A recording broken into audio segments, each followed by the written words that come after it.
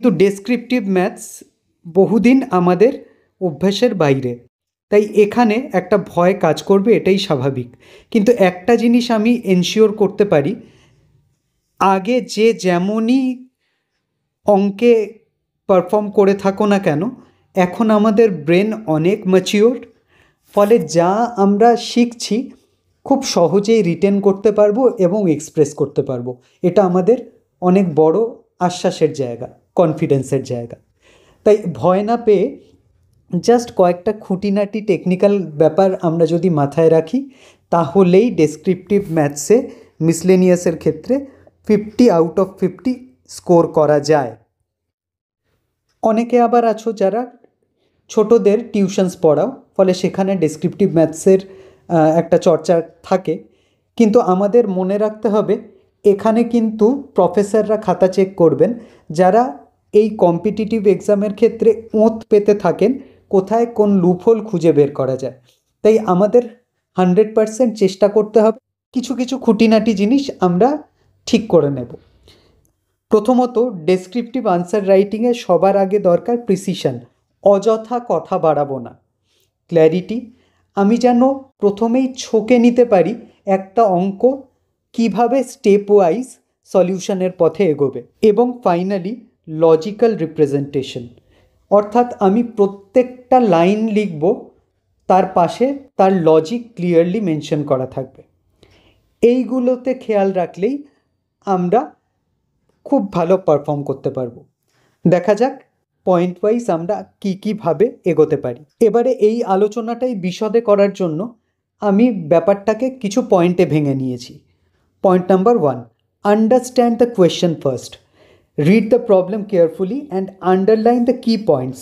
মানে what is asked, কী জানতে চাওয়া হয়েছে। আর গিভেন ডেটাটা যখন তুমি প্রশ্ন থেকে উত্তরপত্রে তুলছো, সেক্ষেত্রে যাতে কোনো ভুল না হয়, কারণ তাহলে গোটা অঙ্কটাই ভুল হয়ে যাবে।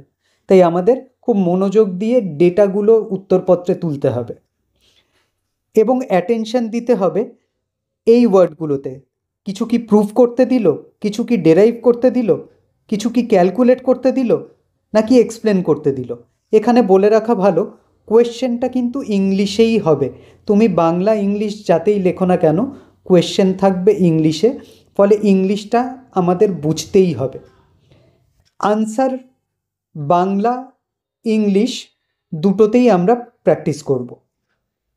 দেখো একটা এক্সাম্পল দিই, আমরা খুব সহজ একটা কোয়েশ্চেন করি। তোমাদের যদি বলা হয় if x, x plus 2 and x plus 4, all three numbers are prime, how many values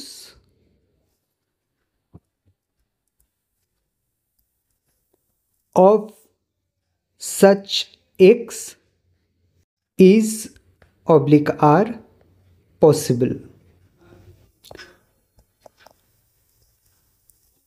এটা একটা সহজ প্রশ্ন। আমরা যারা জানি প্রাইম নাম্বার কাকে বলে, তাদের ক্ষেত্রে এটা খুব একটা কঠিন কিছু না। প্রাইম নাম্বার কারা? ধরা যাক 5। 5কে তুমি দুটো সংখ্যার গুণফল হিসেবে এক্সপ্রেস করতে পারবে? তোমরা বললে হ্যাঁ, পারবো না কেন, 1 গুণ 5। তার মানে 1 আর 5 হলো 5-এর ফ্যাক্টর। এছাড়া কি 5কে অন্য কোনো ন্যাচারাল নাম্বারের গুণফল হিসেবে আমরা লিখতে পারি? তুমি বললে না, এখানেই এর গল্প শেষ, এর বাইরে আর কিছু নেই, ফলে 5-এর এই দুটোই ফ্যাক্টর। বললাম বেশ, খুব ভালো কথা। আমি ধরলাম 6। 6কে কীভাবে লেখা যায়? তুমি বললে 1 × 6, তাহলে 1 আর 6, 6-এর ফ্যাক্টর। আর কি কোনোভাবে লেখা যায়? তুমি বললে হ্যাঁ, 2 গুণ 3 হিসেবেও লেখা যায়। তাহলে 2 আর 3ও কিন্তু 6-এর ফ্যাক্টর। তাহলে যারা গরিব না, অর্থাৎ যাদের দুটো মাত্র ফ্যাক্টর, একটা 1 এবং সেই সংখ্যাটা, তাদের বাইরেও কিছু ফ্যাক্টর আমি দেখতে পাচ্ছি, সেটা একটা হলেও, তাদেরকেই আমরা বলবো কম্পোজিট নাম্বার বা যৌগিক সংখ্যা।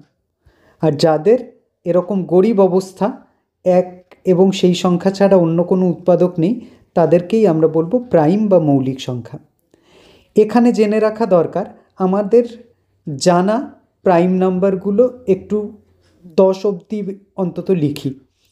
2, 3, 5, 7, এর বাইরে আর নেই। এরপরে আসবে 11, 13 অনওয়ার্ড। এখানে একটা জিনিস খুব ভালো করে আমাদের মনে রাখতে হবে, 3, 5 আর 7 এরা এমন তিনটে প্রাইম নাম্বার যারা 2 গ্যাপে অ্যাপিয়ার করছে। এছাড়া পরপর 2 গ্যাপে তিনটে প্রাইম নাম্বার আমি আর কোথাও পাবো না। তুমি বললে কেন, 11, 13ই তো আছে 2 গ্যাপে। আছে, কিন্তু তারপরে 13র পরে 2 গ্যাপ দাঁড়ায় 15। 15 কি প্রাইম নাম্বার? তুমি বললে না। তাহলে প্রাইম নাম্বার 2 গ্যাপে কিন্তু আর পাচ্ছি না। তাহলে এটা কেবলমাত্র এখানেই সম্ভব। তাহলে আমরা জানি এক্স ইকুয়াল টু, এখানে হবে 3, তার সাথে 2 যোগ করলে হবে 5, এবং তার সাথে 4 যোগ করলে হবে 7।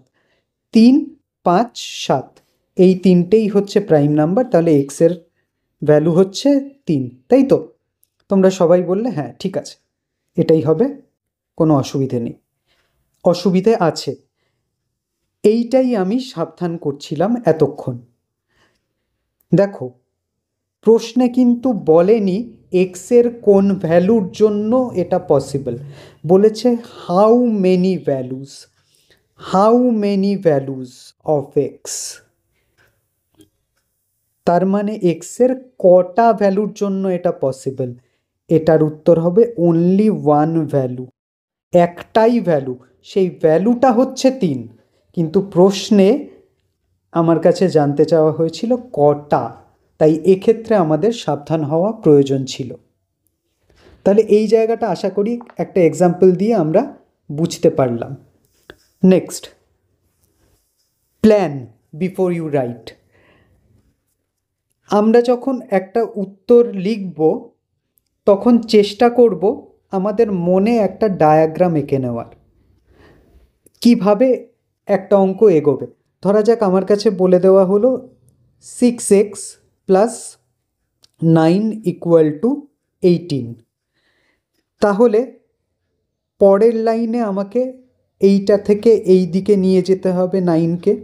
তাহলে 6x equal to 18 minus 9, that is 9, এবং x ইকুয়াল টু 9/6। তাহলে এটা কি? স্টেপ ওয়াইজ আমরা এগোলাম। এই স্টেপটা এইভাবে যে এগোবে আমাকে মাথায় আগে ছকে নিতে হবে, রাফ ওয়ার্কটা আমি মেন্টালি করব, ঠিক আছে? এবং একটা জিনিস আমাকে খেয়াল রাখতে হবে, একটা কমপ্লেক্স প্রবলেম দিলে তার গোটাটার জন্য অ্যাসাইন্ড মার্কস হচ্ছে 5। সেই প্রবলেমটা তুমি দেখেই যদি ছেড়ে দাও, 5 নাম্বারের মধ্যে তুমি পেলে 0। সেটা যদি প্রথম স্টেপটা তুমি করে ফেলো বা দ্বিতীয় স্টেপটা করে ফেলো, তুমি কিন্তু পার্ট মার্কিং 2 বা 3 স্কোর করতে পারো। তাহলে দেখা যাক, আমরা যদি একটা অঙ্ক ছেড়ে দিই আর একটা অঙ্ক কিছুটা করে ভুল করি, কোনটা আমাদের পক্ষে বেনিফিশিয়াল? অবশ্যই দ্বিতীয়টা, কারণ সেখানে কিছুটা পার্ট মার্কিং আমরা পাচ্ছি। আবার একটা কোয়েশ্চেন নিই, ধরা যাক the ratio of 2 squares is 225:256. Find the ratios of their perimeters. অর্থাৎ দুটি বর্গক্ষেত্রের ক্ষেত্রফলের অনুপাত হচ্ছে 225:256, তাহলে তাদের পরিসীমার অনুপাত কত? এই অঙ্কটা করতে গেলে আমার যেরকম প্রথমেই মাথায় এলো, একটা ডায়াগ্রাম বা স্কেচ করার স্কোপ আছে। তাহলে আমি আগে একটা ডায়াগ্রাম করে নিই। এইটা একটা স্কোয়ার, এইটা আর একটা স্কোয়ার। তাহলে দুটো স্কোয়ার আমি পাশাপাশি আঁকলাম। ধরা যাক প্রথম স্কোয়ারটার এক একটা বাহুকে বা সাইডকে আমি ধরছি এ, তাহলে এই স্কোয়ারটার ক্ষেত্রফল কত হবে? তুমি বললে এ স্কোয়ার হয়, বাহুর স্কোয়ার। আমি বললাম একদম ঠিক। দ্বিতীয়টার এক একটা বাহু ধরছি বি করে, তাহলে তার এরিয়া কত হবে? তুমি বললে বাহু স্কোয়ার, বি স্কোয়ার, একদম তাই। তাহলে প্রশ্নানুসারে আমরা প্রথমেই লিখব, আমরা জানি, উই নো, এখানে জায়গা কম বলে শুধু বাংলাতে লিখছি, বর্গক্ষেত্রের ক্ষেত্রফল equal to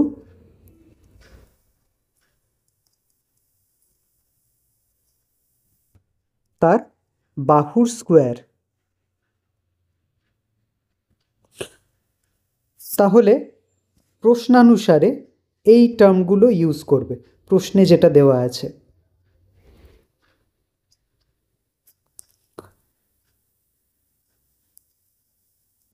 A square by B square, area দুটোর অনুপাত হচ্ছে 225/256। এটা কিন্তু আমি পুরো অঙ্কটা করছি না, আরও অনেক খুঁটিনাটি লিখতে হয়। এটাকে লেখা যায় এ বাই বি হোল স্কোয়ার, সেটা ইকুয়াল টু 225/256। তাহলে এ বাই বি, এই অর বা এগুলোও লিখবে, √225/256, দ্যাট ইজ 15/16। অনেকে বলবে প্লাস মাইনাস লেখেননি কেন? এই অঙ্কটা আমরা ডিটেলে এখন করছি না, আমার পয়েন্টটাকে এস্টাবলিশ করার জন্য যতটুকু লেখা প্রয়োজন সেইটুকুই করছি।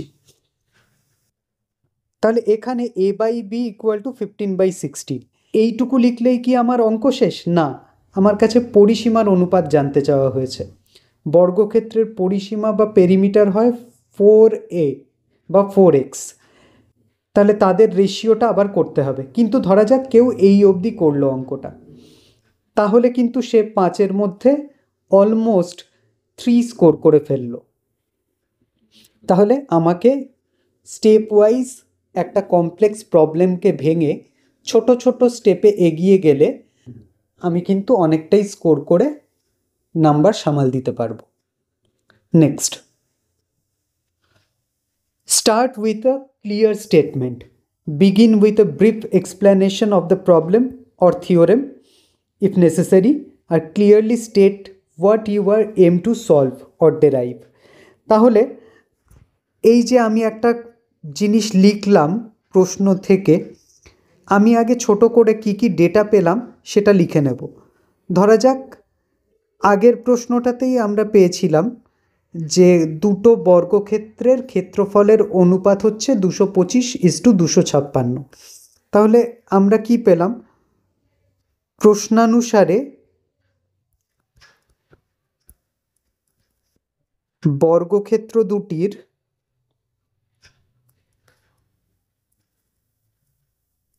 ক্ষেত্রফলের অনুপাত অর্থাৎ এ স্কোয়ার বাই বি স্কোয়ার, সেটা ইকুয়াল টু 225/256। তাহলে এইটা গিভেন ডেটা, কিন্তু এটাকে আমাকে মেনশন করতে হচ্ছে। আর ফাইনালি আমার কাছে জানতে চাওয়া হয়েছে পরিসীমার অনুপাত কি, তাহলে সেইটা আমাকে বের করতে হবে, এইটা আমি বের করতে চাই। তাহলে এই জিনিসগুলো নুনের মতো আর কি তরকারিতে, যে ছোট ছোট জিনিস দিয়ে দিলে অঙ্কটার শোভা বাড়ে, আর কিছু না। Next, write step by step solution, logically linking them coherently, use proper mathematical notation and symbols. তাহলে প্রথমে যখন একটা স্টেপ থেকে অন্য স্টেপে যাচ্ছ, ধরা যাক 6x + 15 = 45, তাহলে পরের লাইনে কিন্তু অর বা ইমপ্লাইজ দ্যাট এই চিহ্নটা দিতে ভুলবে না। দিয়ে তারপরে আমরা লিখব 6x = 45 মাইনাস 15। তারপরের লাইনে আবার অর দিয়ে কমা 6x equal to 30 or x is equal to 30/6 that is equal to কাটাকুটি করে 5। তাই আমি প্রপার ম্যাথমেটিক্যাল নোটেশনগুলোও ইউজ করব, সিম্বলগুলোও ইউজ করব। Next, maintain clarity and neatness. আমাদের ক্যালকুলেশনগুলো একদম অঙ্কের মধ্যেই করা উচিত। যদি তোমাদের তাতে খুব চক্ষু লজ্জার খাতিরে মনে হয় এখানে করলে খুব হিজিবিজি হয়ে যাচ্ছে, একদম ডান পাশে রাফ করার জায়গা নেবে, সেখানে করবে। কোথাও একটা এলো 15 গুণ 121 বিয়োগ 111, তাহলে এই জায়গাটাতে তোমাকে রাফ ওয়ার্ক না করলেও চলে, কিন্তু তুমি যদি একান্তই করতে চাও এখানে 121 গুণ 15 করে নাও, তারপরে সেই আনসারটা এখানে লেখো। কি হবে? 15 একে 15, 15 দুগুণে 30, 31 হাতে 3, 15 একে 15, 3 18। তাহলে 1815টা এখানে লিখব এবং এটাকে বাদ দেব। কখনোই অঙ্কের থেকে দূরে খাতার পিছন দিকে রাফ ওয়ার্ক করতে যাবে না, এবং প্রপারলি খুব ভালো হাতের লেখা না হলেও পরিষ্কার হাতের লেখাটা আমাদের কাম্য। ঠিক আছে? সাবহেডিং হেডিংগুলো আমাদের প্রপারলি দিতে হবে। আর একটা ছোট জিনিস, যে কোনো জায়গায় লজিক দিতে গেলে আমাদের কিছু ক্ষেত্রে সাবধান থাকতে হয়। যেরকম ধরা যাক তোমাকে বলল the ratio of two numbers.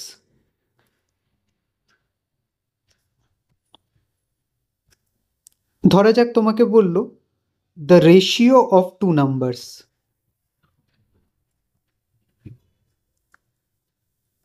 R is 2:3।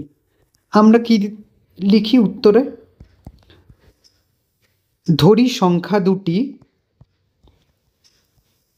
যথাক্রমে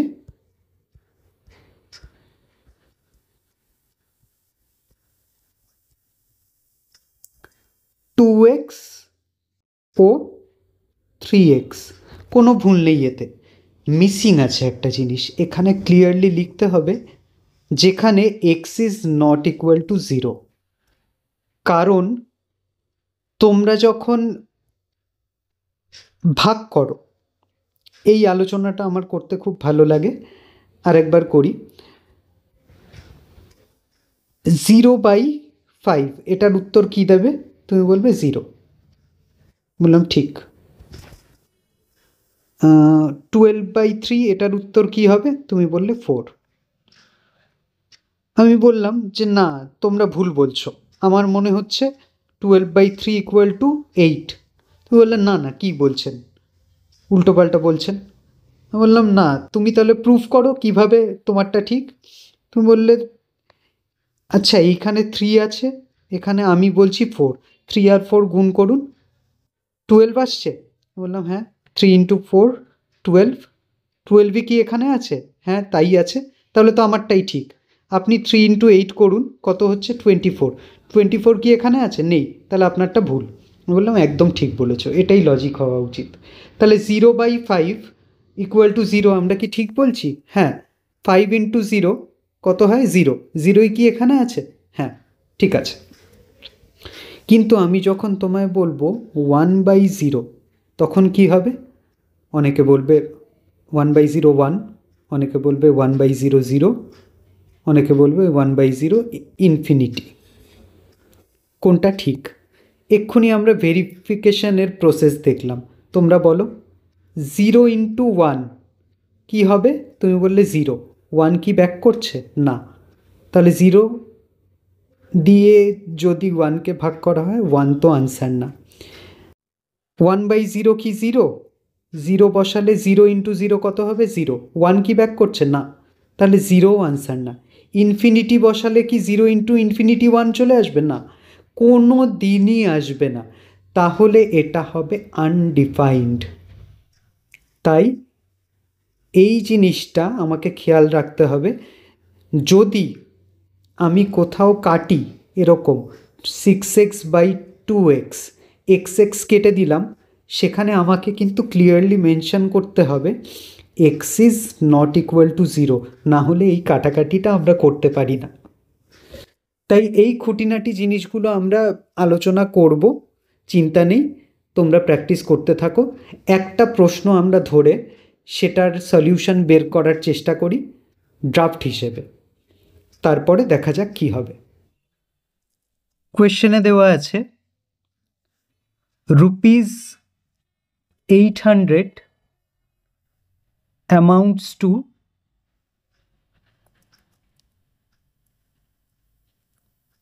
₹920 in 3 years. SI অর্থাৎ সরল সুদে। If the rate of interest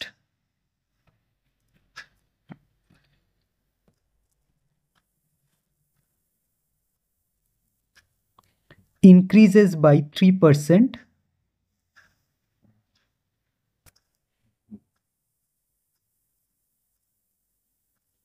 what will be the amount?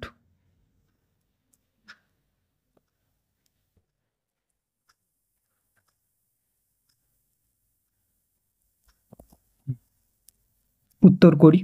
বাংলায় যদি আমি করতে শুরু করি, প্রথমে আমাকে লিখতে হবে, ধরি লেট আমার মূলধন বা প্রিন্সিপাল ইকুয়াল টু 800 টাকা।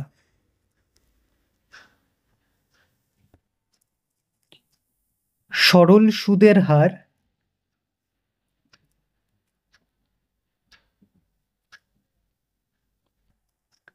R%, যেখানে R is not equal to 0। ঠিক আছে,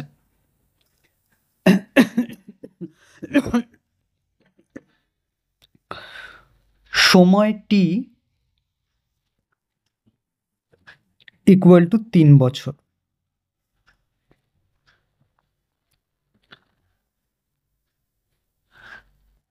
আমরা জানি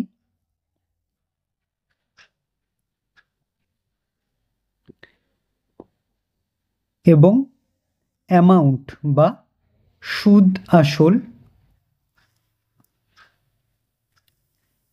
তাকে আমরা এ ধরি, সেটা হচ্ছে 920 টাকা। সুতরাং সরল সুদ কত হবে? সুদ আসল থেকে প্রিন্সিপাল বাদ, অর্থাৎ amount minus principal, 920 minus 800 bracket করে দেবে 120 টাকা। সরল সুদটাকেই আমরা SI ধরি। তাহলে আবার লিখব, আমরা জানি SI ইকুয়াল টু PRT/100। তাহলে এখান থেকে আমরা কি পাবো? SI এখানে 120 টাকা, P কত 800, আর কত জানি না, T কত 3 বছর বাই 100। এখান থেকে আমরা আর এর ভ্যালু বের করে নেব। তাহলে আর এর ভ্যালু হবে 120 ভাগ 8 গুণ 3, 3 দিয়ে কাটলে 40, 8 দিয়ে কাটলে 5, তাহলে আর হচ্ছে 5%। কিন্তু এখানে আমার অঙ্ক শেষ নয়। পরবর্তীকালে পরে সুদের হার হয় 5 + 3%, অর্থাৎ 8%। তাহলে সেক্ষেত্রে সুদ কত হবে? তখন দ্বিতীয় ক্ষেত্রের সুদ SI2 হবে, P তো একই আছে 800, আর এখন 8, T এখন 3 বাই 100। তাহলে এটা হচ্ছে এসআই, 8 8 64 গুণ 3, 192 টাকা।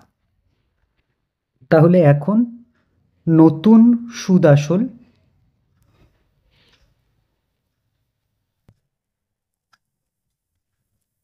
সমান সমান 800 যোগ 192, 992 টাকা। এটাই আবার নিচে উত্তর বলে লেখা উচিত। উত্তর নির্ণেয় সুদ আসল হলো